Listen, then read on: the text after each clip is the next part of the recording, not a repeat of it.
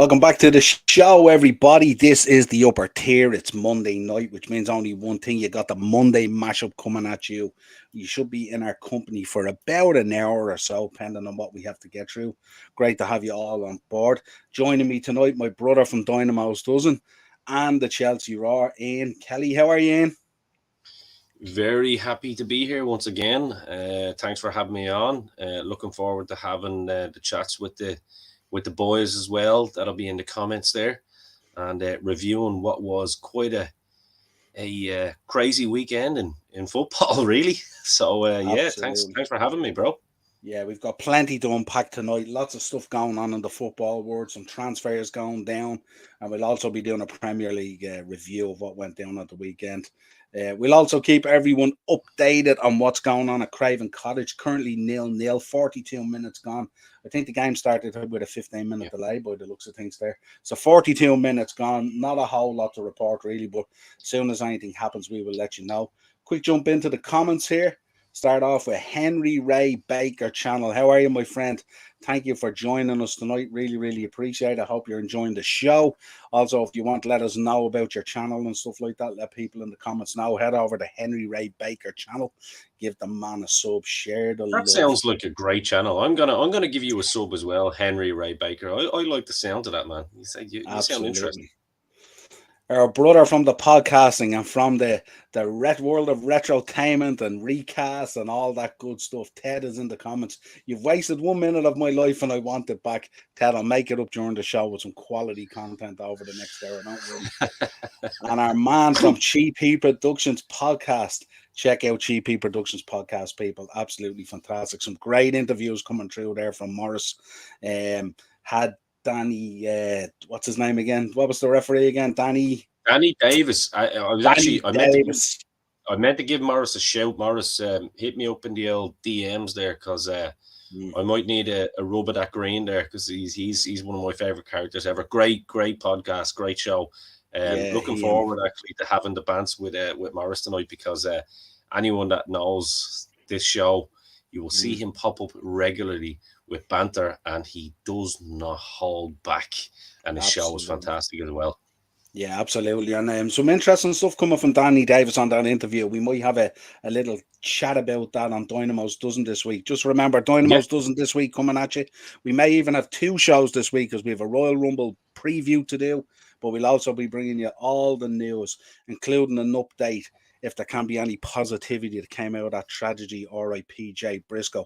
But it sounds like some positive news coming out about the two daughters and stuff like that at the moment. So if anything positive can come out of this thing, hopefully the two girls and on the men and stuff like that, and we'll bring you bang up to date on that one. Dynamo's Dozen drops. Henry, back in the comments. Yeah, we'll probably do. Well. I'd say we will do two shows. I'd imagine. I'd say we'll do two this week. In fairness, I'd say so. Yeah. We needs to be done. Sorry, I'm after going too far there. And Henry, I'm doing okay, mate. I got 50 subs so far. Brilliant. Great to hear it. Everyone in there at the moment now, jump onto Henry's channel there and sub him out. Sub him out and share the love. My man from Wexford, the man himself, the man of the moment, Mr. Leandro Trossard and Eddie and Keddy, Kyle Walsh Connor. How are you, my man? Great to have you on board tonight. Absolutely fantastic win for you yesterday. Left it a little bit late, but as I said to you in the comments afterwards, isn't that a nice way to beat Man United when you leave it late? It makes it all that much easier and stuff like that. Big up, man. Looking forward to this show. Niall, we are going to win it now, mate. Good. That's what I want to hear. Positivity. Get behind the crowd. Absolutely delighted with that win yesterday. I'm sure you were. I've seen his reaction as well. Check out Del Boy Gunner TV as well. The boys' reactions was absolutely fabulous. They were smoking cigars. They were cracking open beers. It was quality. I can't imagine what it's going to be like if they do end up landing the Premier League. So, shout out to Del Boy from myself as well. I do like the old Arsenal boys. I know we do have some banter and all that, but Del Boy is a great channel. Absolute gent as well. Look, can't say I'm delighted for you as a success, but you know what? I'm delighted for you. How's that? Absolutely. Henry back on as well. I got a podcast tomorrow at 3 p.m. Absolutely. Let us know what's going on it and stuff like that. Kyle back in. I'm looking for you, Morris. I'm looking for you, Morris. You won't have to look too far. You will find me in the River Bar with Del Boy Friday night at 7:30, Kyle. There you go. Can't beat a better invite than that. Kyle, top class, Morris, top class. That's it. That's our comment so far. Might make Thanks an everyone appearance for there joining. myself. Niall, he's been trying to get me out as well this weekend as well. I promised him a date in February, Morris, but you just never know. Like the River Bar does sound nice on Friday, so you just never know. Ted's in the comments here as well saying, I wish I could say they cheated or didn't deserve it, but you can't. You have to take it on the chin. At the moment, just to let you know, 1-0 to Spurs at the moment. 45 plus 1, Harry Kane with the goal. So 1-0 to Spurs at the moment at Craven Cottage. Right, let's start. Strap yourselves in, get yourself a mug of tea or whatever it is. Pretty cold out there still. This truly is Anfield. Cheers but to you all from me and Elvis. Cheers. Nice. Let's get going. Right, so let's start this Premier League review. Let's start. Not a lot to say about the first one, really. Myself and Eno did a preview last week on the Chelsea Raw for this, and I dropped one on my own channel as well. But this was a hard lunchtime, wasn't it? This was quite the drag, my friend, wasn't it? Not what we expected, but probably what we should have expected, but not what we expected. Yeah, it was. We're going straight in, no kissing on this one, aren't we? Yeah, it was. Do you know what I mean? I suppose there's context in every game, isn't there? And we've got two sides playing as poorly and underperforming, as both of our clubs are at this moment in time. And I would say Chelsea probably came out of it the happier team, so to speak, in terms of the level of performance and the little bit of grit that was shown in certain parts of the game. Certainly from talking to yourself and talking to a couple of other Liverpool fans, they felt that they got away with it a little bit at times as well. So, but again, at the same time, it's not like I can jump and do somersaults either. I mean, this isn't Brighton FC at the end of the day. People will know the pun that I intended there. So it's baby steps, but definitely I would say I was a little bit happier with the performance, building upon the last game that we had against Crystal Palace than previous results under Potter. So, but yeah, I mean, nothing to write home about either. Like, it's not, Mudrik's a positive, I guess. Yeah, and I suppose the positive for both of us is we both kept a clean sheet, which is a starting See point. that? There we go. So we have to take something for it, but at this stage we're really groveling. It was very clear why we're both in 9th and 10th, wasn't it? Really, when you looked at it. But let's just say onwards and upwards. Hopefully, at this stage, it was never definitely. We did sort of predict that maybe we would cancel each other out and stuff like that. Well, it was injury FCs plural too. Do you know what I mean? It was noticeable that there was that many injuries. I'm just glad that there wasn't actually many injuries on the pitch. I was like, how many? That would have been an interesting one from Paddy Powers, wouldn't it, for Beat the Bookie, to see how many players would get injured from either side on Saturday morning. Yeah, absolutely. Ted back in the comments, did he dribble it in? And Morris back in the comments as well. It's the Arsenal Supporters Club, Ian. You would love it. Oh, can you imagine? And Kyle back in. Big up, Ian. Is that the name of your channel, mate? I will sub it now, pal. Yeah, it's the Chelsea Roar. And if you have any interest, Kyle, or anyone down there that you know, any interest in pro wrestling, check out Dynamo's Dozen as well if you're interested. Yeah, Kyle, I'd actually love to get. I think me and Kyle said that before. I'd love to come on his channel from a Chelsea perspective, and vice versa, get him on my show. We're always pretty open to that kind of stuff, as the boys are. It's always good to have the banter and get opposition fans on and have a little bit of debate and a little bit of fun. So when we play us at the Emirates and for you hockey us, we'll do a preview or some sort before that, and we'll do something anyway, my man. Absolutely. And the match reactions are classic as well. Henry back in. Spudju likes just scored. Yeah, absolutely. And Ian is in the comments as well. What's the crack, Niall? How are you, Eno? Good to see you there in the comments as always. And Ted's back in. I told Greg it was going to be a dull 0-0 draw. There you go. And Kyle is coming. I'm coming for Dazzler. You'll have to wait till Thursday night for Dazzler, my friend. He'll be back on Thursday night where we'll do an FA Cup preview, so you can get all over him like a rash on Kyle, you're going to have to give us some context on that last comment there now, because Dazzler might be wondering. Now, himself and Dazzler last Thursday had a bit of banter about the preview for the game. So Ah, Kyle said there he'd be we back go. to give him socks on Monday, and they kind of traded vice versa. They'd be doing to each other. So Say a lot of Arsenal fans came yesterday. To be fair, I would have. I was back in the comments. It's my baby daughter's 3rd birthday today. We are celebrating. Happy birthday to Ian's daughter, 3rd birthday. Hope you're having a great time, pal, and hope she's having a great Happy time birthday. too. Henry back in. I'm optimistic that LFC can catch Manure for 4th, but it's a tall order if we can get Jota back quick. That's a very tall order. You were trying not to laugh during that comment there, Niall, and you're a Liverpool man. Tell you, man. Absolutely. And Cheap Heat's back again, Morris. The only thing that came out of this video was a compilation of Mudrick on 36-year-old Milner. Yeah, absolutely. Oh God.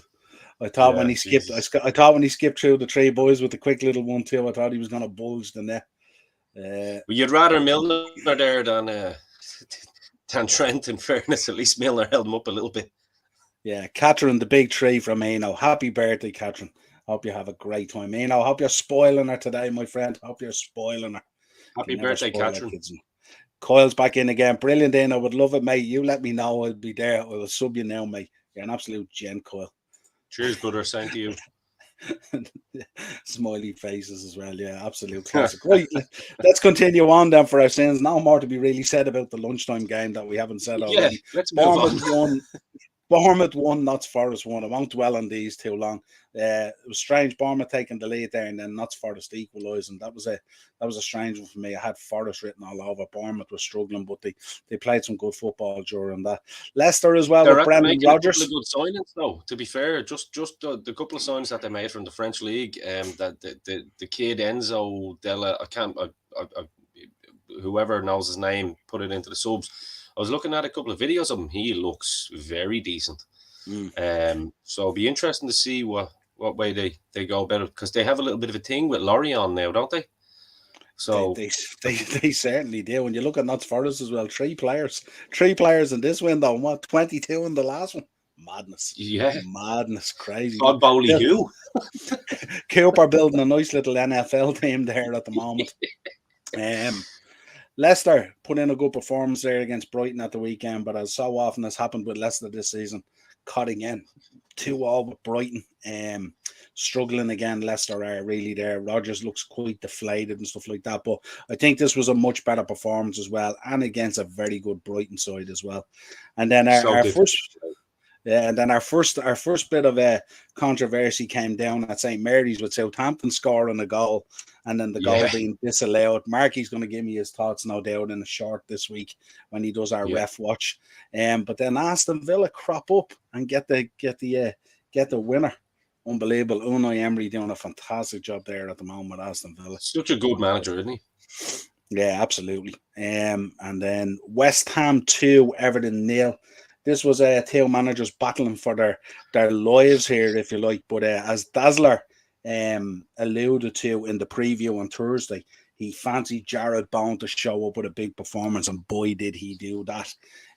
Everton continued to struggle. I'm going to be doing a little video this week because we've a little bit of downtime. We've only this show on the Thursday show outside of our shows in.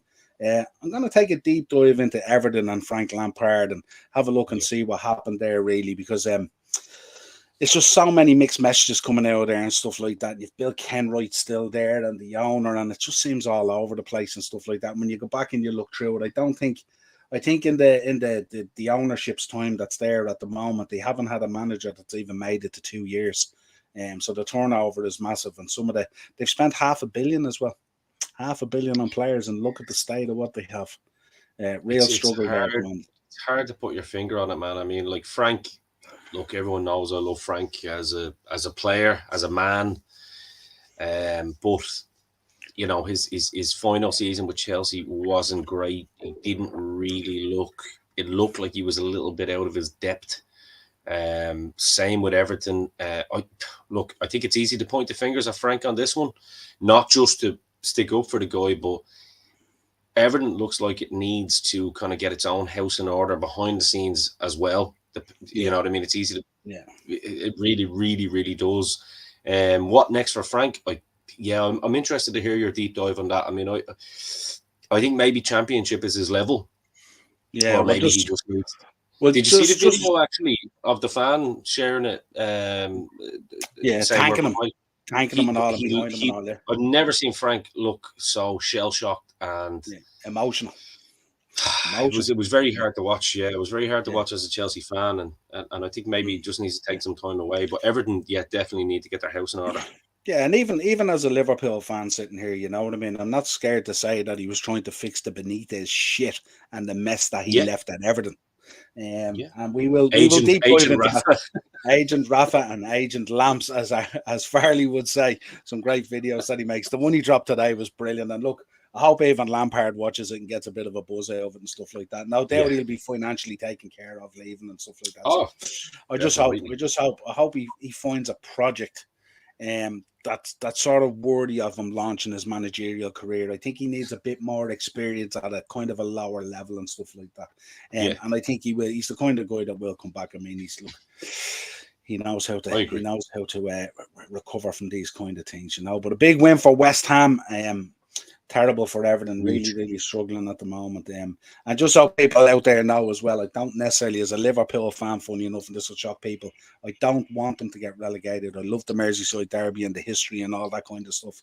And my fear for Everton would be if they did get relegated into the Championship, we could see Leeds 2.0, and we might not see them for a long, long time. So let's see what happens there. I agree. Really. Then one of the shocks of the weekend, really, Crystal Palace 0, Newcastle 0. This was one I didn't think would be a 0-0. I thought there would be goals in it after Palace getting a good result during the week against United, and Newcastle kind of on a little bit of a tear, but still a little bit stumbling at times, you know, making hard work of some of the stuff at the moment. Maybe they're feeling the pressure of the dizzy heights of the Premier League, and that might be coming home to roost a little bit, but certainly they struggled at the weekend against Crystal Palace with a 0-0. You know, funny enough, Niall, I think we had a conversation. It was either on the Chelsea Roar or else it was probably off air, where I said that it was the Fulham result, the Fulham game, that Newcastle looked a little lethargic, maybe the legs are kind of, the wheels might be starting to come off a little bit, and I expected just a slight little downfall here. Funnily enough, it happened this weekend. I wasn't expecting it to happen this weekend, but you know what I mean? Maybe they need to get one or two bodies in, because the boy Guimaraes, he went off injured, didn't he, last week or during the week as well? He went off crying. So that would tell you that's a pretty bad injury. Usually when you see a player come off that emotional, it'll tell you it's a bad injury, which is not nice to see. So I do wonder whether, you know, Newcastle need to kind of spend a couple of quid now while they have the chance, because I don't know, I just have this sneaky little feeling that the wheels might be about to come off and you might see a couple of slow results here. I'm not saying that they're going to get hammered by any stretch of the imagination. They're playing great ball.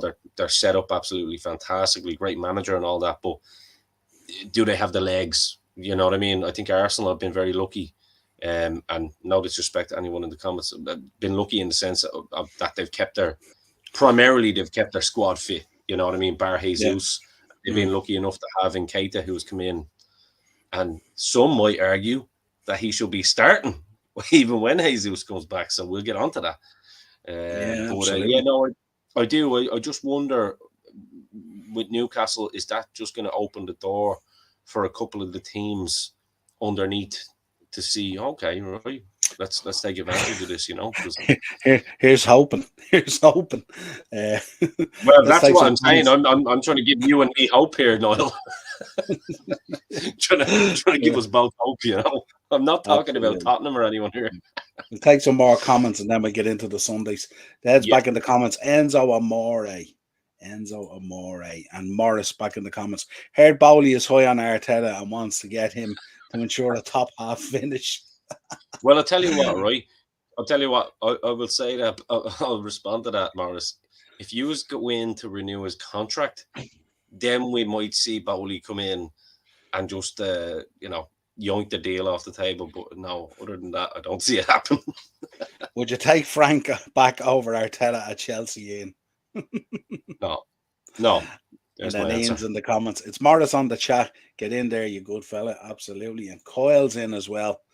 I'm sad for Lamps. I've always respected the guy, a wonderful player. A mate of mine had a coffee with him one day. He said he was sound and respectful to everyone. Absolutely. And that's all you can ask for. And when you get that, it's all good. Henry's back in the comments as well. If Gunners don't win the title, they only have themselves to blame. Yeah, it's all in their hands at the moment. I think with the boy Isaac back, Newcastle will get back into their flow. Yeah, absolutely. Haven't It's said their that. midfield I fear for. Yeah, haven't said that when he was out.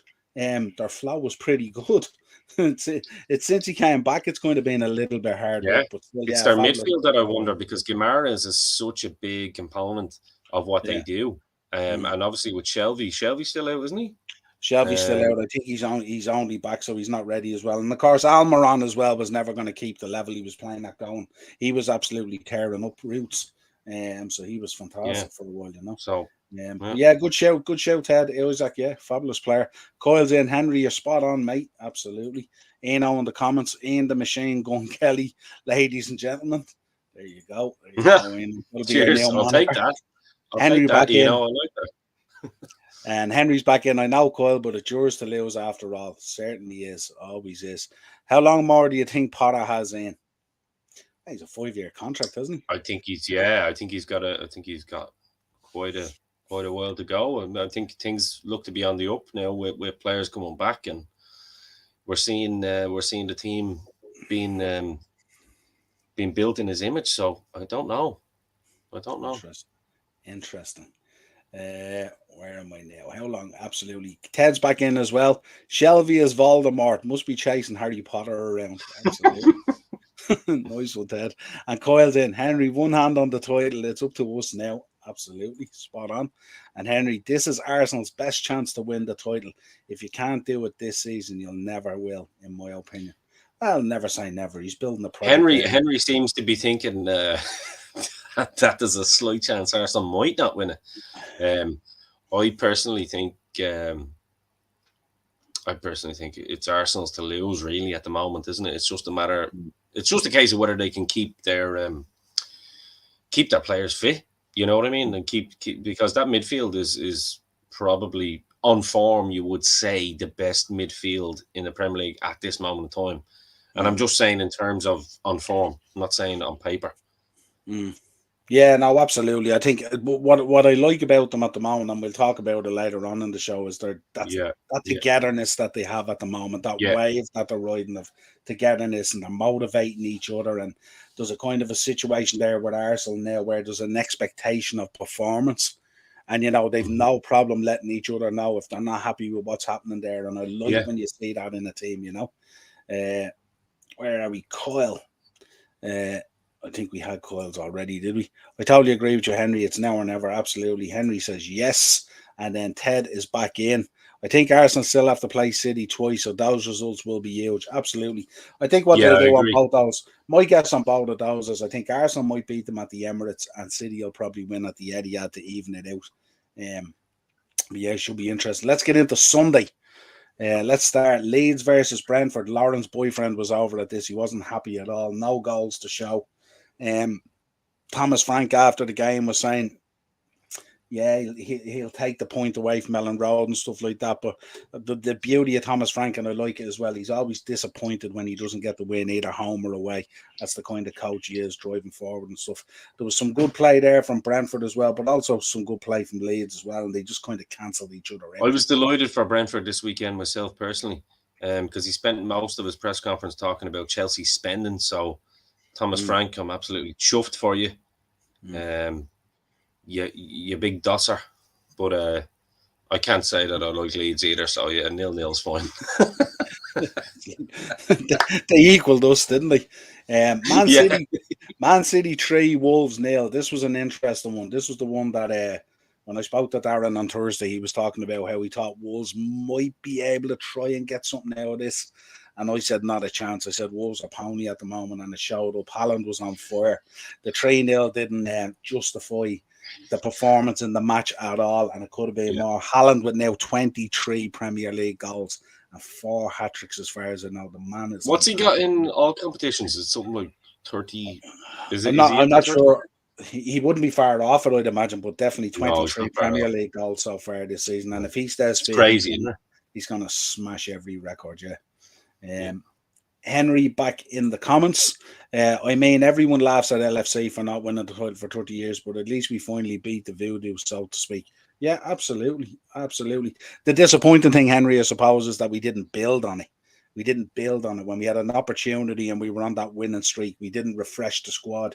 We didn't create that kind of dynasty that you get from a Wenger or an Alex Ferguson that we could have created. So it's a real missed opportunity. And that's in defense of the Liverpool fans as well. I just want to say something. I've noticed the next generation now of United fans have a lot to say. And they used to slag Liverpool over history constantly. All you talk about was history. Now that's all United fans talk about because you ain't winning the league this year. That was your chance, and you ain't doing it this year. So they seem to have come out from under their rocks a little bit, the United fans. And do you know what?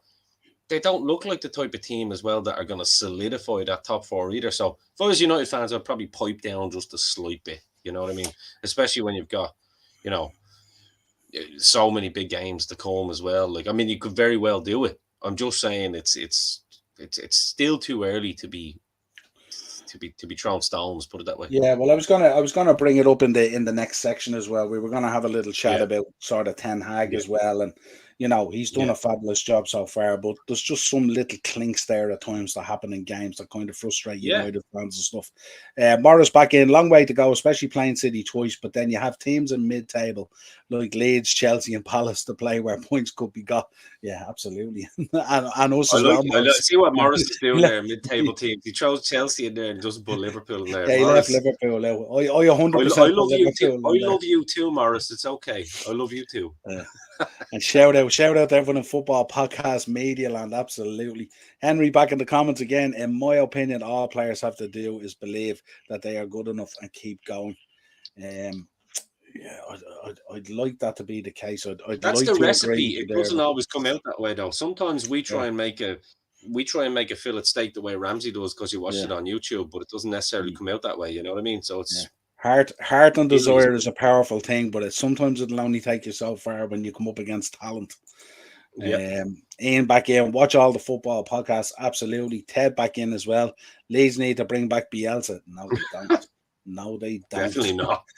No. 25 Premier League goals, Niall. 25 Premier League goals. I thought it was 23. Maybe. I don't know. Maybe it's 25. I thought it was 23. Maybe 25 altogether. Maybe that's what he means. I'm not too sure. Ian, shout out to Daz. Where are you, fella? He's busy. Monday nights are not for him anymore. Bielsa as an awful manager. Absolutely, Henry. The next comment. Chef Ramsey, show the man some goddamn respect. Yes, chef. I'm sorry. Absolutely. Apologize. Then we get on to the big one. Then it was Arsenal 3, Man United. Speaking about cooking, Arteta, yeah, absolutely. They're absolutely flying at the moment, and it's fantastic to see it as well. I know, like obviously we're Liverpool and Chelsea fans, but when you see what he's come through and what he had to do, and he had to basically take Arsenal as a club totally apart, send guys out the door that didn't always sit well with the fan base. But justify it in a way that it had to be done to change the culture there and bring it back up again and build it from the bottom up and stuff like that.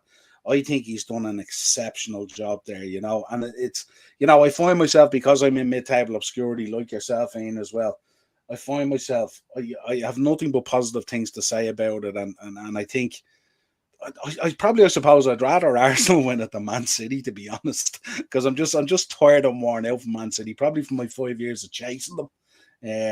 But yeah, I think Arsenal at the moment are playing fabulous football. There's a togetherness there. You can see it even yesterday, even driving United back into their half for that final 15, 20 minutes there, and it looked like there was only going to be one winner.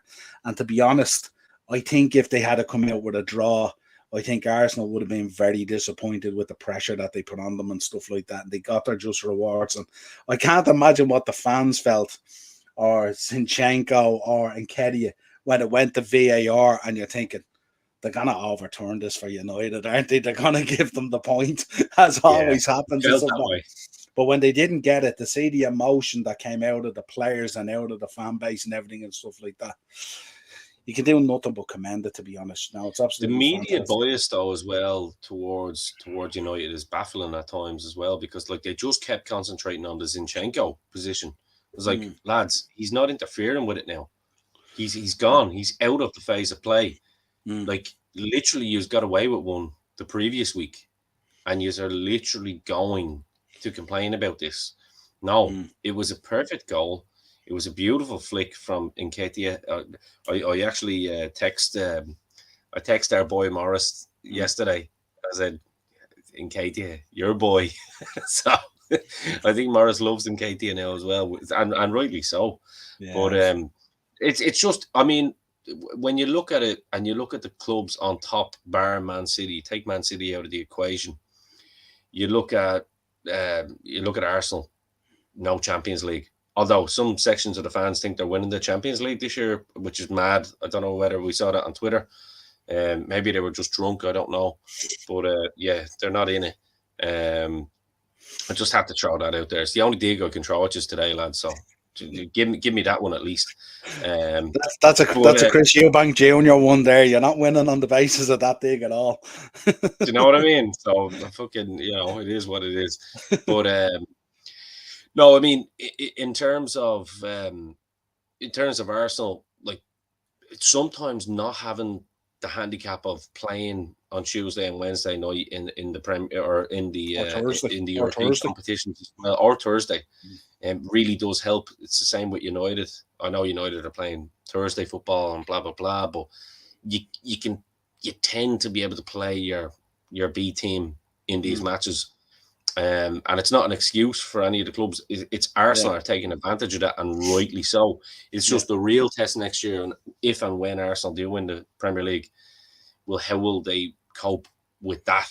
You know what I mean? And I think that's a genuine and serious question. It's not a dig. It's and also the elevated expectation as well, because fans are going to want to move on a level again and stuff like that. Of course, so, it'd be interesting to see how they manage that.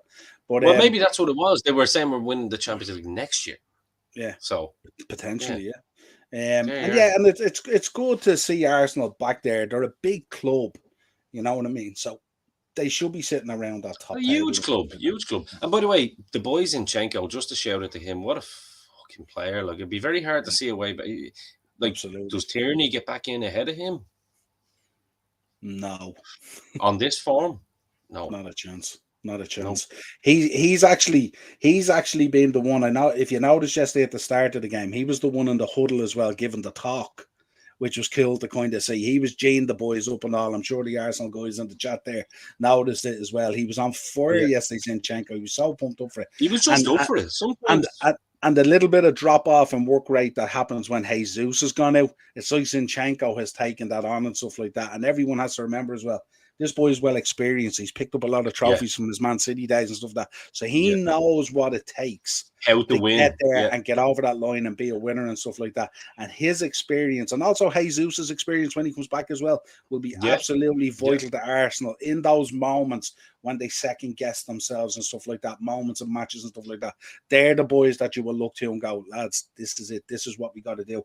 And it was refreshing even to see yesterday, even when United took the lead yesterday, they didn't drop their heads. They stuck to their game plan. It was, here we go, let's get going on this and stuff like that. And that was refreshing to see. They could have easily, on another season and stuff like that, Arsenal might have buckled under that pressure of going 1-0 down, stuff like that, but they didn't 100%. Yesterday. So it's good to see that as well. What a goal by the boy Saka as well. Fuck me. And Rashford. All the goals are pretty cool. It was just a great game of football, to be fair. For the neutral, it was a fantastic football game. You have to just commend everyone. Well, especially considering what we endured Saturday lunchtime. So yeah, absolutely. Well, what you endured, not us. We were all right. We just didn't put it in the back of the net. Morris back in. Bielsa's one of the favourites for the Everton job. Everton fans will be pulling out their hair if Bielsa goes there. Absolutely. Henry's in. Duncan Ferguson to get an Everton job. Yeah, absolutely. Duncan Ferguson. He's the guy. Yeah, he's the guy who'll go in there and rattle a few cages and get a bit of he might be the one that might be able to get a bit of a manager bump off them or something like that. If you put Bielsa in there and stuff like that, with the way he trains people and his rigidness and stuff like that and all, Absolutely won't work. Coyle back in. I just double checked, man. 25 Premier League goals in 19 games. He's a phenomenal player. Spot on. Thanks for that, Coyle. Appreciate it. Even 23, 25. Thanks for that, Coyle. Yeah. What a return. And Morris is in. Zinchenko was on. Anyways, they checked that too. Yeah, absolutely. They checked it out. Absolutely. And he was. To see United fans holding on for dear life, praying for VAR. Coyle back in. When I went to VAR, I nearly had a heart attack. I know, Coyle, you were expecting it. I was expecting it too. Because this is what happens. But it didn't happen. And thank God. I think Nketiah was offside, but Fred played it back, so it didn't matter regardless. Absolutely. Thank God, Ted. And Morris back in. Unfortunately, we haven't the B team to play in the Europa. Yeah, absolutely. What are you on? You don't need the Europa. You're pushing. Yeah, no, he's following that up. I think he's talking about the depth of the squad with the point that we had made about absolutely. Yeah. Well, we've seen it. We've seen how it's hurt Leicester in previous seasons when they were pushing for top four and stuff like that. Got caught up in a European run and then just run out of gas. And we've seen it before as well. We've seen it. Numerous clubs, West Ham as well, who were having a real good season and then drop out of the top six when they're playing Europa League and stuff like that. So they're just not built for it. But the real one I'm noticing at the moment, really, with United yesterday, I noticed if in the last half an hour, a lot of the second half, even the last half an hour, they just seem to run out of steam, and they're feeling now like what Liverpool felt last year because they're in the Carabao Cup, they're in the FA Cup, they're still challenging in Europe. They're still pushing in somewhat of a title race and a top four race and stuff like that. So they're still in all competitions, and the games just stack up and stack up and stack up. Yeah. And once you start hitting that mileage, you looked at Eriksen yesterday. He was banjoed after 60 minutes. You look at Weghorst after 60, 65 minutes had run his game and stuff like that. So many players and stuff like that. You just hit the wall and eventually it hits you, And that's what happened to us last season. We basically ran out of steam and stuff like that. We ended up with 2 domestic cups, but we couldn't get the big ones over the line. They're all human as well. You have to remember. Yeah, absolutely. Where are we? There. Oh, yeah. That could be problematic in the run-in. Yeah, absolutely. Yeah. And Ian's back in. Another shout-out to my friend Mark Larkin. Come on, you Reds. Not the result he was expecting. Yeah, absolutely. And Coyle's back in. Tierney might be on the way out in the summer. My standard for my club is to always challenge for the big titles. End of story. Come on, you're going to spot on. Coyle, spot on. That's the way it should be. And Dunk will be cheaper for them too. They're broke. Yeah, absolutely. Morris, you know something? I don't know whether it's they're broke or whether it's they're hamstrung from what they've purchased and spent and bought. I think there's money there, but they just can't they can't really do it. And with Everton have money, you're not going to build a stadium like that if you're broke, But that's our round of they from Villarreal in now. What's his name? Danjuma. Yeah, and I was checking him out. He looks fairly decent. Very good. I think they've been hamstrung as well by injuries. Like Calvert-Lewin on his day is a fantastic striker. He's in the same kind of ilk as your Danny Ings and your. You know what I mean? He's going to get you goals if you play the right football and you get the ball to him. However, when he's not there and he's injured all the time, it's a bit of a problem. It's very difficult. It's like what we spoke about last week with yourselves with Pulisic. It's a passenger you can't be carrying. If you can't get 30 plus games out of a player, they've no right to be sitting on your bench at the top end of the Premier League. You have to be available, not necessarily that you play, but available to play. You have to be there. And that's the thing. And there is a comment that I can see here that will probably come up in a minute that Morris is talking about, which is a very good point. The financial fair play aspect of it. The difference with Liverpool and Chelsea and all them, they've been in the Champions League, so they can tend to spend a little bit more. Do you know what I mean? Because the money is there, the revenue is there, the brand is there. However, Everton are kind of have pumped a lot of money into the club to get it to a certain standard. But the problem is when you're in mid-table battles constantly and consistently, then it's not really going to even itself out over the course of time. Do you know what I mean? So and I suppose as well the drop off for Everton as well, because they weren't the powerhouse of the history that they've had. It's very difficult for them to get a certain quality of player in, and if they do, they have to throw big money at it to make it happen. Because it's not always as appealing and stuff like that. You know, when you're looking at a club that tends to be, you know, below the European places at times and struggling all the time and stuff like that, and a huge turnover of managers. I suppose when they'd Ancelotti in there, the power of having him in there makes it more attractive. But when he goes and you bring in Rafa Benitez and it's toxic from the get-go, it's very, very difficult to operate and stuff like that. It doesn't look attractive. And sometimes even you can throw money on it and it's not attractive. And that's the thing. And they've thrown big money at players that haven't necessarily worked out. And they've also had an opportunity at times to move on players for big money. And they haven't pulled the trigger on them. So, you know, Anthony Gordon there in the summer, I think they were telling thankfully 70 million. so. Thankfully so, because Thomas Tuchel wanted to spend 50 or 60 million on Anthony Gordon. I don't know what Thomas Tuchel was snorting, but we won't get into that. But Jesus H. Christ, he wanted to spend 50 or 60 million on Anthony Gordon. And they held out because they wanted 70. Shame on them. Dominic Calvert-Lewin, Ted in the comments, Dominic Calvert-Lewin made of Weetabix. Absolutely. He was pretty biscuit solid legs for a while, but struggling. Henry back in the comments. Wolves rolled over for City. It was a practice match for Haaland. Absolutely. And I called it last Thursday on the preview show. I said they would absolutely pump them, that Wolves team, serious problems there at the moment. And Cheapy back in. Thoughts on Abba in? Crocked, I think the legs are gone. I mean, look, I wouldn't be giving him any game time now at this point. I'd be concentrating on getting the boy Fofana up there and giving him the minutes, or sticking with the false nine. Aubameyang, there's a reason that Arteta got rid of him. There's a reason that Barca were happy to get rid of him. I know they want him back now, but they can't. His heart's not in it. He's on 300 grand a week. It's another Tuchel move because they were mates. I've no ill will against the guy. I mean, he's not done that drastically wrong in terms of he looked like he was okay starting off. He could he can finish, but I think Morris is on the money there, to be honest with you. And when the legs are gone for a player like Aubameyang, it's a very similar conversation that we would have with the likes of Fernando Torres, right? That's their MO, you know what I mean? Their pace is their it's their thing. But the man was always a pace merchant. Once he lost that, it was over for him. Yeah, absolutely. So it's the same thing. It's not, they're not Didier Drogba players or a Suarez where you can just hit a moment of magic which are back to goal and it's like fuck. You know what I mean? It's not his modus. Exactly. Absolutely. So let's get into some news and some transfers. So that finishes our preview. Just to give you an update from Craven Cottage, it's still 1-0, 63 minutes gone. They've both been creating a few chances and stuff like that. Pereira's back on. He was off there getting treated.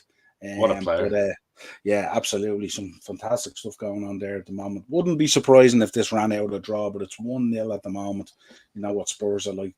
Sometimes they just cough it up, and that's the way it is. Tony Khan is having a good year this year, with Fulham looking like they're staying up, and is Jacksonville Jaguars in the Super Bowl. It's just a little equalizer coming in here. Vinicius, boom, showing Harry Kane how it's done. Let's see what happens. We'll start off. Actually, we'll stick with Spurs. News coming out yesterday and this morning that apparently Conte is going to move on in the summer.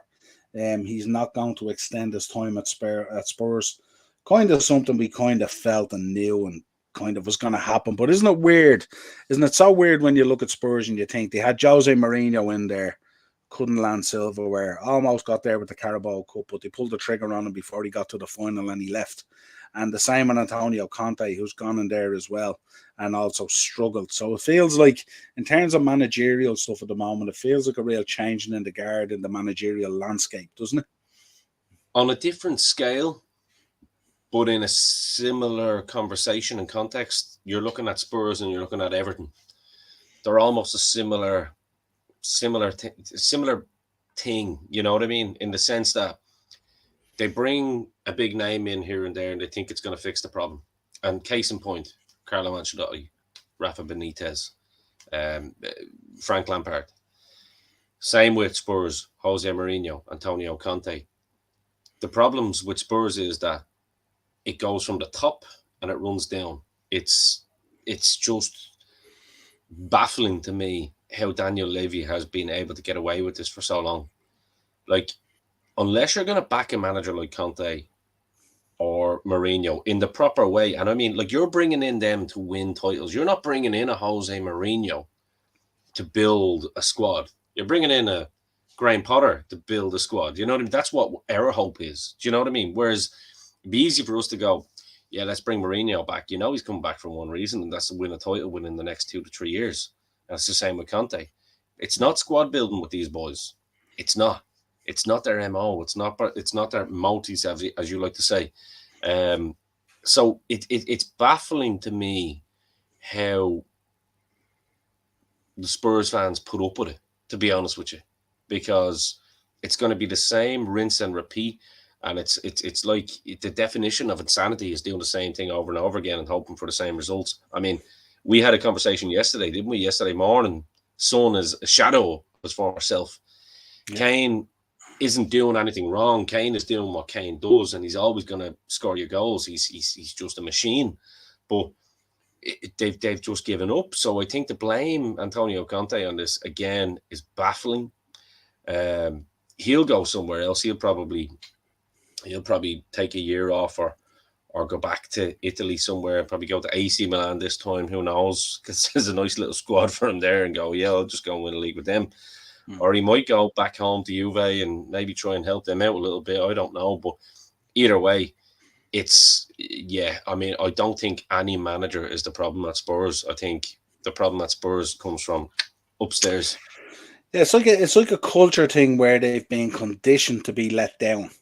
And there's just a general there's a general beatdown of an acceptance there, really, isn't it? And it's kind of like, I mean, Liverpool somewhat were like that as well. Do you not think they're similar, Niall? Sorry, I don't mean to cut across you. Do you think that they're similar to Liverpool in the sense that you actually went a step ahead of them at that time because you were in the Champions League final against them and all that, yeah? Yeah.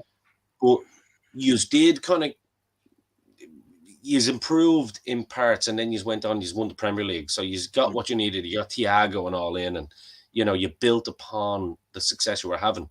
Levy just said, I'll just keep what I have, and this is going to be the super team because it's all English, and the media were all right behind it. So I don't know. Yeah, well, you're probably maybe they're suffering a little bit of kind of the transition that maybe Chelsea's suffering a little bit as well, where you have a squad there that's a collection of a number of managers as well, and maybe that's what they're dealing with as well. That creates that kind of imbalance. So it's amazing at the moment when you see the big teams in there that are struggling at the moment, ourselves, Chelsea, Spurs, teams like that and stuff like that. There's such parallels between them at the moment in terms of what they're facing and the dynamics of what they're trying to do. So it's an interesting one, all right. But the difference is that Liverpool and Chelsea have won things. They've won nothing. Spurs have won nothing, yet they call themselves a top Premier League club. Like this goes back to Arsene Wenger talk. You know, getting top four is winning a trophy. Well, for the club it is, yeah, because the money comes in. But not for the fans. Not for the fans that are paying their hard-earned money every week to go and get disappointed every week. So, yeah, but that's in terms of the style of play and what they've had to look at and stuff like that. But if you think about it as well, like if you think about it, if Chelsea now or Liverpool were to get top four this season, it would feel like winning a trophy. Well, it would because but that's a different context now, because that's circumstance. That's because of the injury list that we've had yourselves. You know, like United is a different story as well. Like that will feel like a failure to United this year. If they get top four, they won't celebrate that like they won a trophy. I don't think. You know what I mean? Because if they go and win an FA Cup and they get top four or something, then you're going, boom, that's a good season. That's something we can build upon next year. Yeah, something tangible. Something tangible. Yes. Whereas I think with Tottenham, it's just like I mean, you could spend a whole podcast talking about Tottenham. You know what I mean? So we won't I won't take up too much of your time with that, but it's just it's baffling to me. Like it just always seems to be the manager's fault. And I mean, Antonio Conte is probably the one manager, along with Mourinho, that you would go to go, yeah, you're going to get me a trophy within the next 2 years, boom. But just at least give me the players I want. Yeah, give them the support. Ted back in the comments. Triple H was shitting it when the Jaguars were on to get to the Super Bowl. WWE title would have been in the bin on AEW the next night. Yeah, can you imagine? And Morris, of course, for serial bottlers. Yeah, absolutely, serial bottlers. And only place Antonio and Jose didn't win a trophy. Yeah, and that's the mad thing, isn't it? It's a madness. It's weird. I take a League Cup over a second place position any day of the week. Morris, speaking the real talk, 100%. 100%. I think. Do you know what? I think that's all right. I think that's all right. Well, as long as you don't finish outside of the top 4, you know what I mean. Like, yeah, but I think that's the context of it. There, isn't it? Really, he means that. I'm sure, though. I'd say he means. Yeah. Like, I think that's all. Yeah, I think that's okay if you haven't won anything in a while. But I think if you're used to winning things and you have a bit of history there, I don't know, in terms of your progress and your development and your continued evolution at the club and stuff like that, you have to be in that top 4 spot, don't you, to be attracting in quality players and extra revenue and all that kind of stuff. The drop off in the revenue is massive. Do you know that? I looked at a thing there the other day. You know, the drop off between the Champions League and the Europa League is 1/10. Is that what I heard? Was that Ornstein talking about that? Was that Ornstein? Yeah, I was listening to it on Talk Sport. It's 10% of the Champions League. That's how massive it is. You know. Yeah, I heard the boys. Ornstein was talking about it on the Athletic, which is a great podcast as well, by the way, just for anyone. But I think what Morris is saying there, you'll take a League Cup and a top 4 finish, like because like it's like Ricky Bobby said, you know, if you ain't first, you're last, and it's true within a certain context. And I think if Spurs had won a League Cup and when they were, or even an FA Cup or a League Cup, while they were fucking, you know, in those Champions League finals and finishing top 2, top 3, then you're going, oh, this is nice. Like a United fan now, and actually, here's a question. I'll pose this question to United fans and Arsenal fans. If you fell short to City this year, if you did, would you be happy with a top 3 finish, but you win an FA Cup or a League Cup? Oh, absolutely. Absolutely. Sure, it's such. You have to be. I mean, there's only a certain amount of trophies you can win in any one season anyway. So you have to, and if you capture one of them, and funny enough, actually, with the new format, I nearly prefer the Carabao Cup to the FA Cup because I like the new format in the Carabao Cup. It works out a little bit better and stuff like that. But yeah, look, the great Bob Paisley, I think, once said it, didn't he? Says winning is everything and second is nothing. Absolutely. So Morris back in the comments as well. He says, I'll put it in a way. Nobody remembers who comes second, third, or fourth. I love days out winning a trophy. I know the money and whatever, but I don't care about these billionaire owners. Yeah, but you have to care in terms of the support that Arteta is going to need in terms of continually developing that squad and that team. Because especially this year... necessary evil, isn't it? Yeah, but if you do fall short, you know what I mean? Second, third, and fourth is absolutely vital, you know, because you're trying to attract in a certain quality of player as well. And unfortunately, in the market at the moment, it's gone ballistic. So you have to have serious finances to get those things home, as well as being in a position to offer them all the other stuff that goes with it. Great location, fantastic stadiums. London, obviously, very attractive in terms of lifestyle and living and all that kind of thing. So a lot goes in there and stuff like that. But certainly, Champions League football now is huge. I mean, look, put it in context, Morris. Let's be honest. If Liverpool don't get top 4, Jude Bellingham ain't even chatting to us anymore. Let's be honest. I don't know about that. 100%.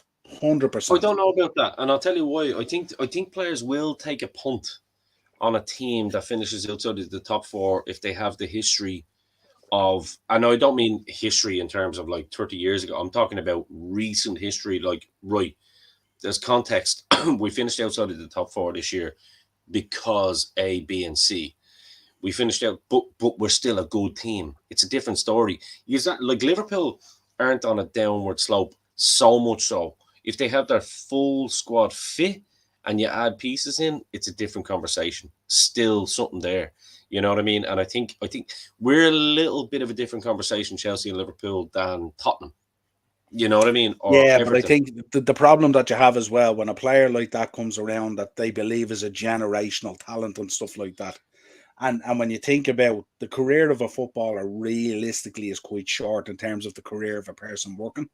And I think they have to be advised to make the right decisions at the right But times and stuff Bellingham like going that. into a And I Liverpool just think, could really be the change. Like that could change the whole dynamic of I everything. just You look, know what I I mean? want him to be there. I just don't believe he's going to be the guy solely that will go in there. And my fear at the moment is if we do get him and it costs 120 or 150 million, we'll be pulling down the shutters. And the truth is, we need 3 or 4 players.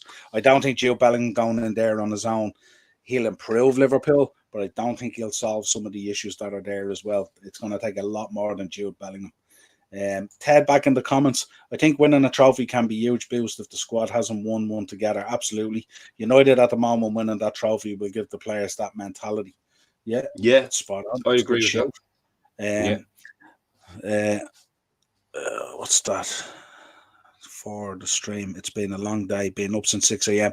Yeah, absolutely, man. Thanks for tuning in and stuff like that. And look, send us on the detail. Let us know when you're going live and let us know. Send us the links and stuff like that. And we'll drop them in there for you and stuff like that.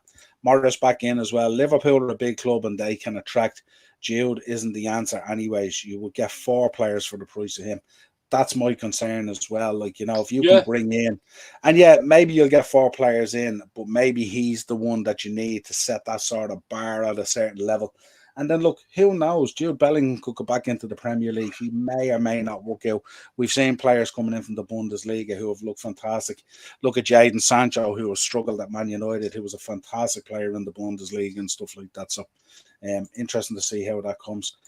Morris, if Ten Hag wins the League Cup, it would be a huge boost going into next season. Yeah, I mean, anything. Yeah, heading off, Henry. Night, pal. Thanks for tuning in and stuff like that. Appreciate you coming on. Appreciate it, bro. Yeah, so let's talk. Lots to talk about. Obviously, we spoke about Haaland and his numbers, quite incredible and stuff like that. Just to let you know, 1-0 still, 77 minutes gone. Chances coming on both ends. Seems to be back and forth now at the moment, so might see a little bit.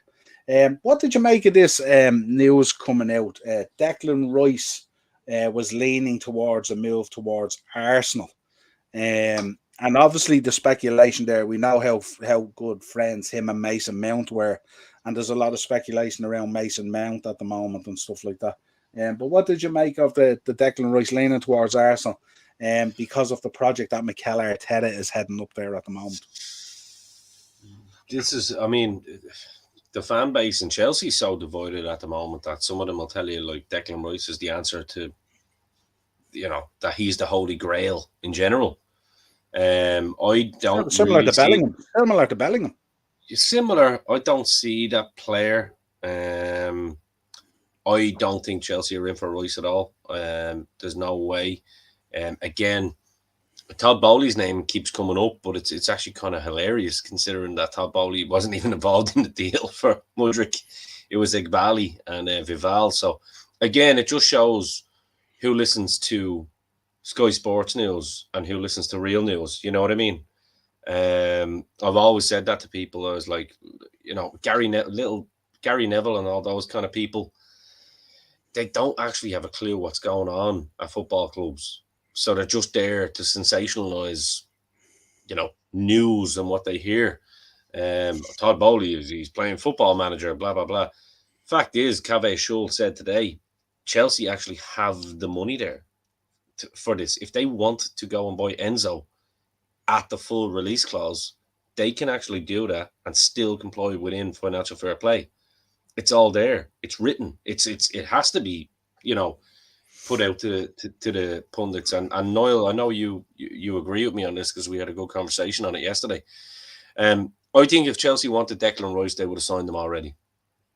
I don't think we're in for him.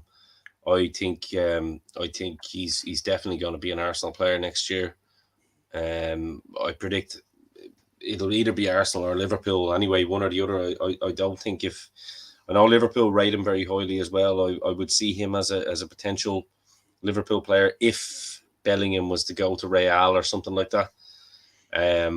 And I think that would probably be the only move outside of London that he would take would be Liverpool. Because he's always kind of spoken very, very highly of Klopp. But I think he is going to be an Arsenal player, and I won't lose an ounce of sleep over. Yeah. I look at a Caicedo or an Enzo. We need that kind of player. Listen, if we got Rice, I wouldn't be unhappy. I suppose the thing about Rice is he props up your homegrown stuff, which is always a good thing, Yeah, we're fairly competent in that. Fucking don't worry about that, Niall. We've literally a million of them. I knew that it hurt Ted's comment there. Rice is a rat. Ted obviously not happy about his declaration of nationality, I'd say. And Morris back in the comments. Rice is a very good player. He is a very good player. Will we call Ted right wing Ted today? there's no doubt about it. There's no doubt about the quality of the player. Good player, but he's a little rat. Yeah, Ted, you're not happy at all. Not happy at all, Ted. Declan Rice should be tugging out in the green gear with the opal on it. Todd Bowley is playing the Vince card. Honestly, he's not involved. Here, by the way, can I ask Morris, who was this guy that he keeps, because it's, I don't know who Bowley is, like, because it's B-O. I'm the same. E-H-L-Y. I'm the same. Even when you look at our WhatsApp group, every time we do it in the WhatsApp group as well, everyone spells his name a different way. I think that's just get his name right at least, lads. Come on, if you're going to accuse the man of things. Oh, do you know what? Morris is playing the smart card. He's like, if I get his name wrong, then I can't be accused of that. Tell us this. I was glad to have you on tonight in terms of, I wanted to get your thoughts on Juventus. Obviously, the deduction of 15 points.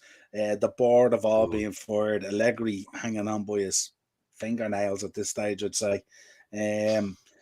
But they're going to appeal it because they reckon it should have only been 9 points. Now, I look at the Italian league and stuff like that and everything that's gone on there in the past. And the kind you're of stuff admitting guilt. Yeah, and I'm thinking, if you're actually admitting to it and you think it should be 9 points, I think you should be thrown down into Serie B or something like that. You should be properly punished, because even taking 15 points off them, what does it do? It moves them from wherever they were, say, first, second, or third, or whatever, down into ninth, I think they are at the moment. And now the way they play and stuff like that, they could probably push themselves back up into a top 4 from that position anyway. So it's not really a punishment, and yet this crops up again. And some of the detail on it would be a little bit worrying, where they said they had cut players' wages and stuff like that, and apparently they didn't do it. All sorts of stuff floating around. But give me your thoughts. I know you're an Italian football fan and stuff like that. I know you're a big Juve fan down through the years. And this hurts when it happens as well. There's a huge level of disappointment as well, because they don't seem to learn from past indiscretions. Give me your quick thoughts on it. Yeah, man, it hurts a lot, actually. Funny enough, you should say that, especially like in the last 2 weeks where we've lost Gianluca Vialli, an absolute Italian football legend, but a Juve legend as well. It's kind of like, I said this to you yesterday on the phone. It's kind of like the old mob boys still running shit the way it was done in the 30s, and kind of go, fuck the internet, what the fuck? What the fuck do you think? We'll do what we like. We do. And you're kind of going, if you are going to be dodgy, which we, look, not to accuse of anything, any clubs of anything here, just so we get this right here. Let's just call him Todd.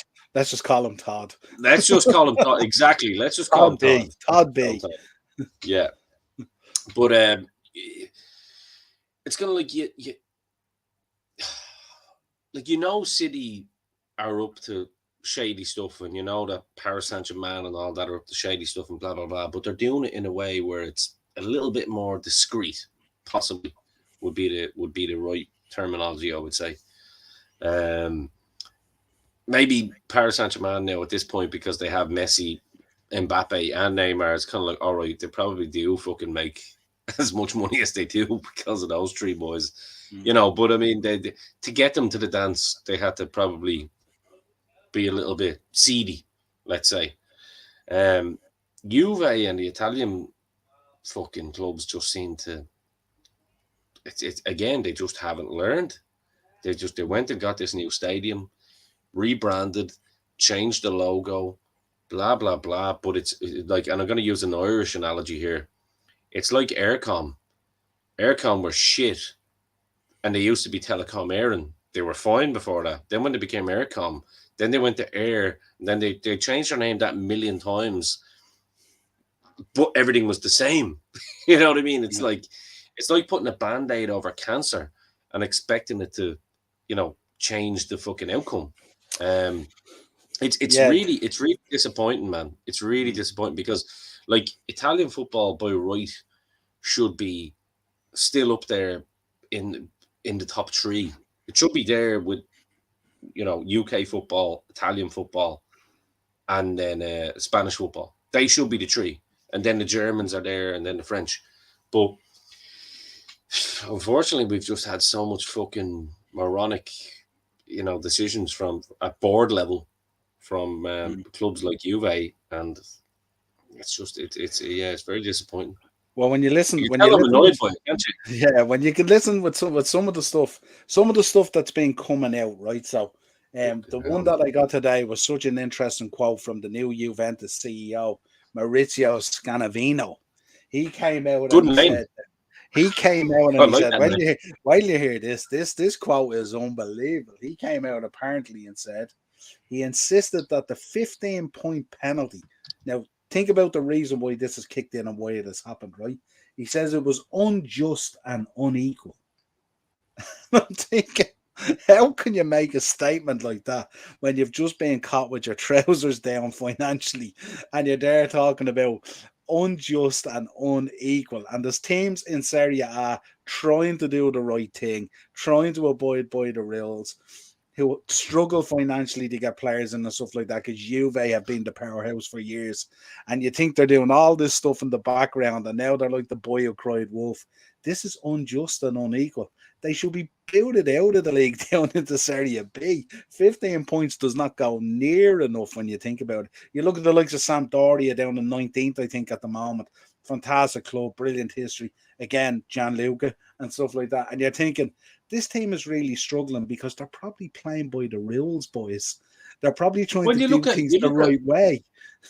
You look at great clubs like that I would have watched, and you would have certainly watched, and I'm sure many of your viewers would have watched on Channel 4 Football Italia, like Parma. What a great fucking historic team. So many great players to come out of Parma, like Matias Almeida, Hernan Crespo, Juan Sebastian Veron, Fabio Cannavaro. They all started at these clubs. What's the kid's name on fucking Juve? Chiesa. Federico Chiesa played with Parma as well. I remember when they won the wasn't called the Europa League, the UEFA League in '98, I think it was. The UEFA Cup, yeah. The UEFA Cup, yeah. Like, so many great clubs have suffered from this nonsense, and I am not ashamed to say it. As a Juve fan, I'll always be a Juve fan. I will. But absolutely, if you've been caught with your trousers down, like you mentioned, great analogy, and you're fucking around, then you deserve, because AC Milan have had to rebuild and do it the right way, and they're not doing it, underhandedly. Inter Milan are kind of the same, and these are clubs I don't like. Well, I don't like Inter Milan. I like AC Milan. Yeah. But credit where it's due. Do you know what I mean? Like, these are clubs trying to build their brand back up and go, right, how do we cash in on this? It just seems to me that, everyone needs a Todd. And I think some of these Italian clubs need some American investment or some sort of fucking UK investment. I don't know what it is. I'm gonna answer a comment here. I just saw it pop up. Do I not think Roman was a bit shady? No, he looked a bit pale to me, to be fair, Morris. Looked a bit pale to me. especially on his last day. I suppose the thing about it is there's a kind of a little bit of shadiness in everything in relation to football. Did I not say that though? There's a time comes when you bend the rules, and then when you fracture the ankle, there's a difference, you know. And I just think with Italian football trying to rebuild their reputation and stuff like that, because now even when I look at results, and Juve should be their poster boys, right? Absolutely, because they should be the ones going, listen, we got it wrong in the past, so now we're squeaky. I mean, they should be squeaky clean. They lead by example, They shouldn't have a receipt out of place in their books. You know what I mean? Yeah. They should lead by example, and that's the fear. And the problem is when you get a situation like this, then they tar the league and all the other teams with the same brush, and that's the problem, you know. So yeah. Ted back in the comments, Juve have taken Eddie Guerrero to heart. If you're not cheating, you're not trying. Yeah, absolutely.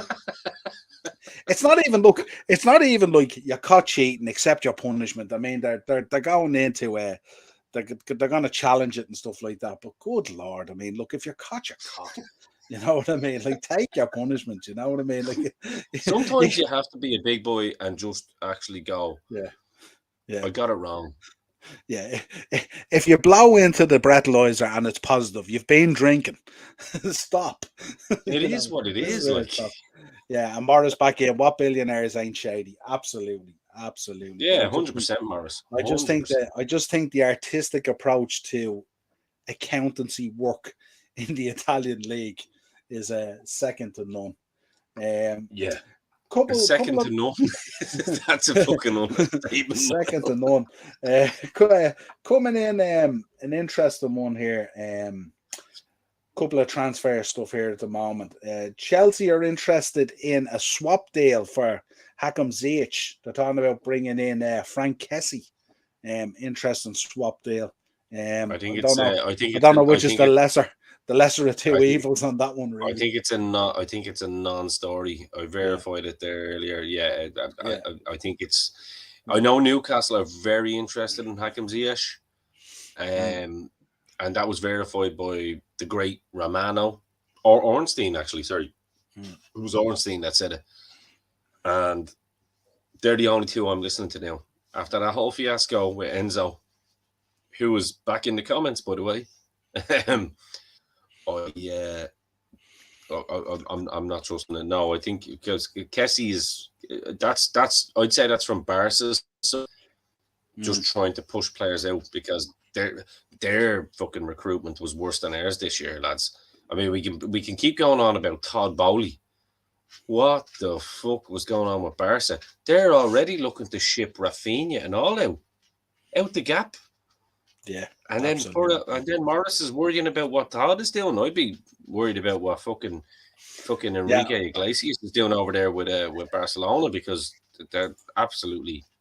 Morris was wondering, would you take Shelby for Ziyech? Yeah, absolutely. It's a central midfielder. Morris, 100%. I'll take him. It also looks like you're going to go back in with an improved offer for Moises Caicedo. At Brighton as well. Looks like you're definitely gonna try and push that over the line without a doubt. Well, it looks like the Enzo thing is more apparent as well. I don't know whether you saw. Cave was talking about it, and so was Ornstein. Apparently, he wants both. So we'll see. It will be. I'll give him a nice top up with Abba. Yeah, Barca a nice top up with Abba. I was gonna say something bad there, but we'd be liable for misinformation here, so I won't say it. But gimmick infringement. Did, yeah. Yeah, absolutely. Yeah, exactly. I was talking to Darren about this. The young boy at Man United, Garnacho. Ted might let us know about it as well. There seems to be an impasse there in terms of the contract. But he was telling me that the contract that they've offered him, apparently, Darren, I think, was saying to me, was $33,000 a year. Something very, very low. I think he was saying he's at the moment he's on 7, and they want to move him up to 33,000. This guy's a fabulous talent. He's a real a week, obviously. You mean 33 grand a week? Yeah, absolutely a week. Yeah, which is like you said a year, 30, so I was just making sure that nobody could get you with that. That's all. No, a week. No, 33 grand a a week. But the stumbling block at the moment is they're trying your little trick there as well. They want to tie him down to 8 years. And I think his advisories are saying to him, that ain't going to happen. That's not a runner. They want 4 years. So it's an interesting dynamic there at the moment. You know, Todd, he does sell his services as well. Yeah. It's 30K a week. Sorry, Saka's on 33. That's what we were talking about last Thursday. Yeah, I was going to say, Saka, you know, Todd Bowley does. I'm sure he might come in and negotiate for United if the fee is right. Like, put it over 10 years. 8 years. Yeah, absolutely. But like, that's actually a mad one when you think about it, isn't it? Like, you're coming in to the kid, going, you've literally just helped us win a massive game against Man City. We're going to reward you. Here's 10 years. Basically, you're going to commit yourself to our club for the next decade. We're going to give you 33 grand a week. Yeah, I get what Ted's saying there. I know there was a load of incentives at the back end of it and stuff like that. But then again, in order to achieve those incentives, the gaffer has to be putting you on the pitch, doesn't he, on a regular basis? You know what I mean? No, but what Ted is saying, what Ted is actually saying is right, and this is what the whole American model is based on. The American sports is that like performance. So over performance, if you reach certain perks, then you get rewarded for it over year 1, year 2, year 3, year 4, year 5, and you're going to be on the money that you should be on. So it's not a case that you're on 33 grand. Like, it's like working for the civil service or working for the government in Ireland. You know what I mean? Wink, wink, nudge, nudge. You go up the ranks, like, you know what I mean? And I don't know. I think it's I'd like to see a restructure of the whole wage thing within the Premier League anyway, because I think players do need an incentive to want to continue to get better and to continue for their club. So I think with the injuries we've both incurred this season, I think pay and play would be a good one for us at this stage. There you go. You ain't getting paid. Rent a boy. Yeah, the other one that's going around at the moment, Juventus striker Dusan Vlahovic. His agent is pimping him out to every club under the sun at the moment. Yeah. Probably based on the information coming out of Juve and stuff like that. But certainly, he's been offered to Man United. He's been offered to Arsenal, Chelsea, Paris Saint-Germain, Bayern Munich, to name but a few. But I've a funny feeling that a number of teams might be raiding that Juve squad. Certainly, if they don't get something done in January over the next 10, 11 days, whatever it is left. Certainly in the summer, I think there'll be a massive clear out there, I would expect.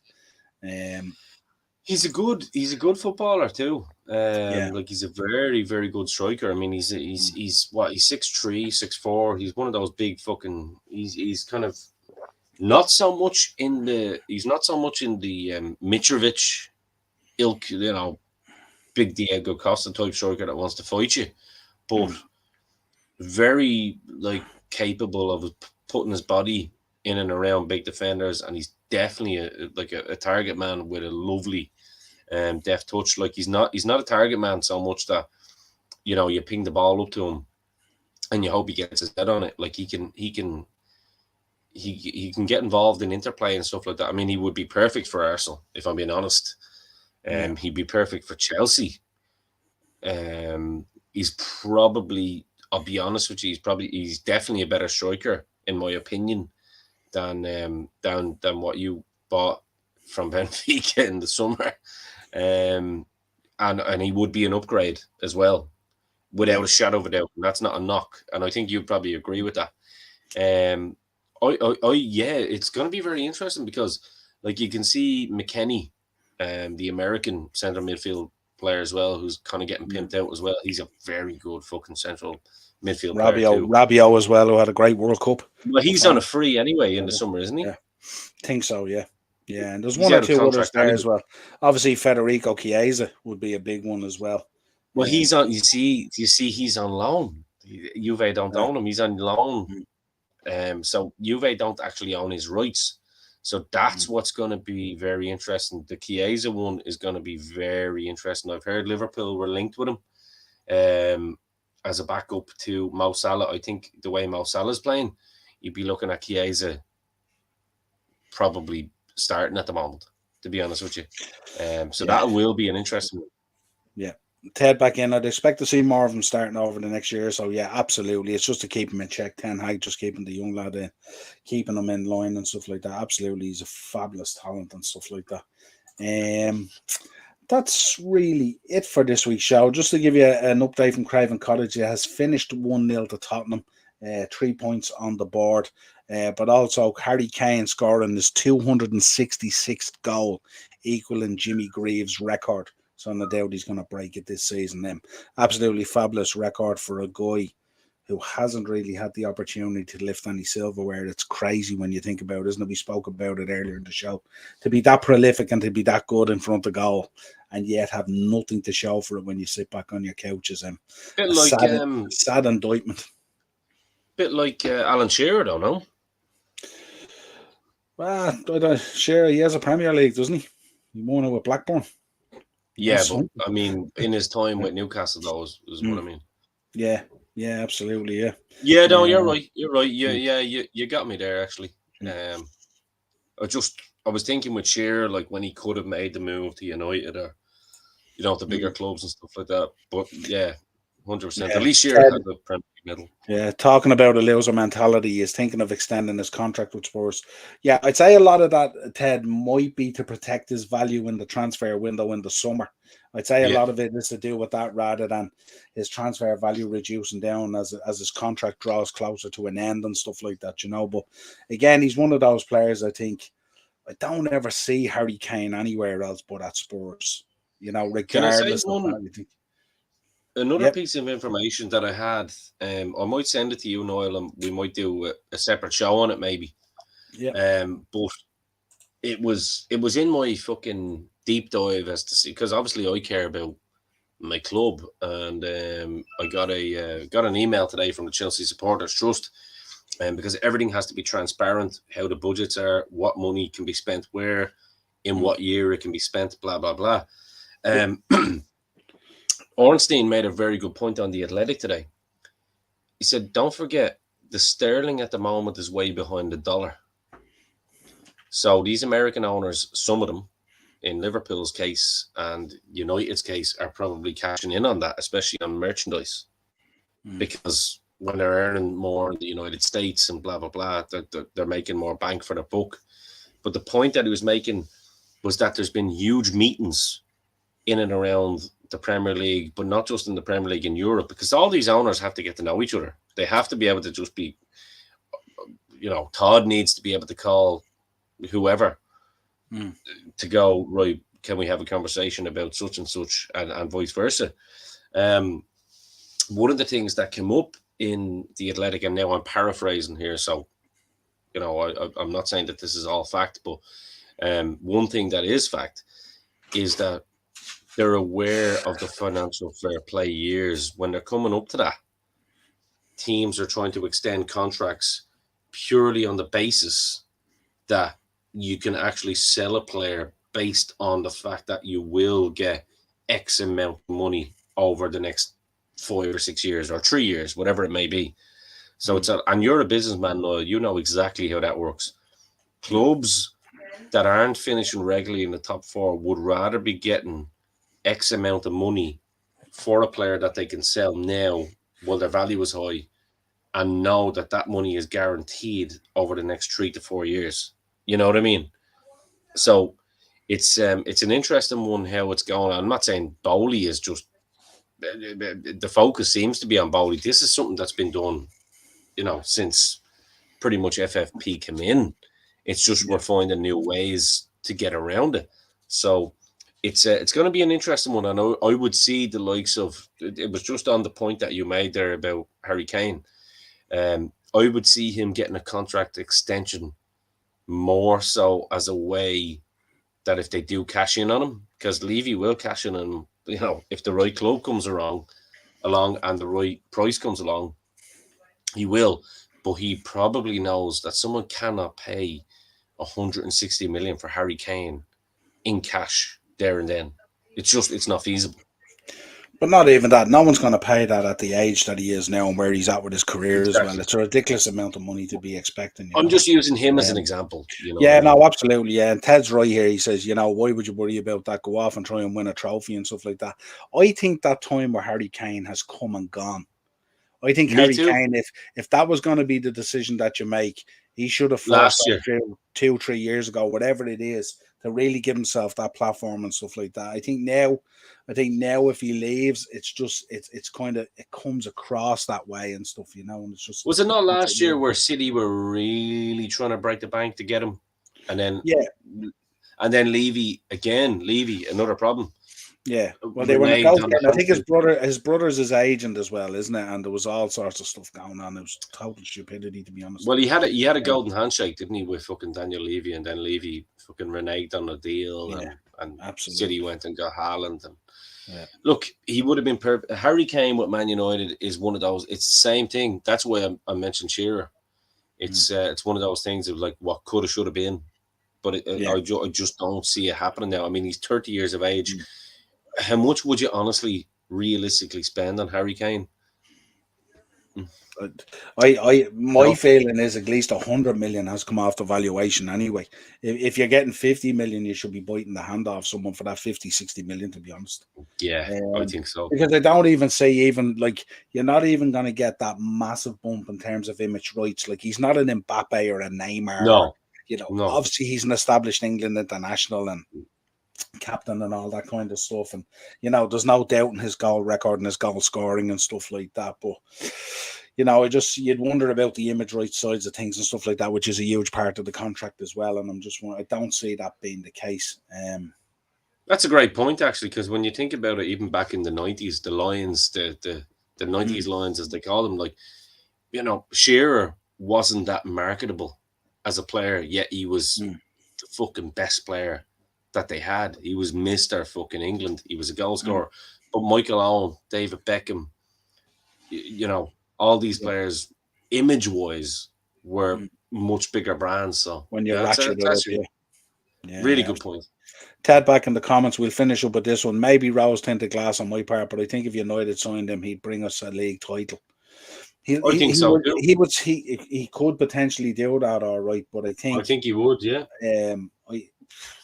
Maybe. Yeah, I'd say his goals certainly would be a huge factor, absolutely. But again, I don't know. I think if United come into the conversation, then the money becomes ridiculous, and you're paying the English tax and the United tax and everything else that goes on top of it, and you blow a lot of money bringing them in and stuff like that. So, yeah, but it remains to be seen. But yeah, so that's it. Another great week off to a good start. Great show. Thanks for coming on. Pleasure having you on. Love talking about Juve and the Italian football and all the rest of it. Thank you to everyone in the chat. If you could like the video on the way out, hit the subscribe button as well. Obviously, subscribe to all the channels: Dynamo's Dozen, Chelsea Roar, Retrotainment, GP Productions podcast is absolutely one you need to be on.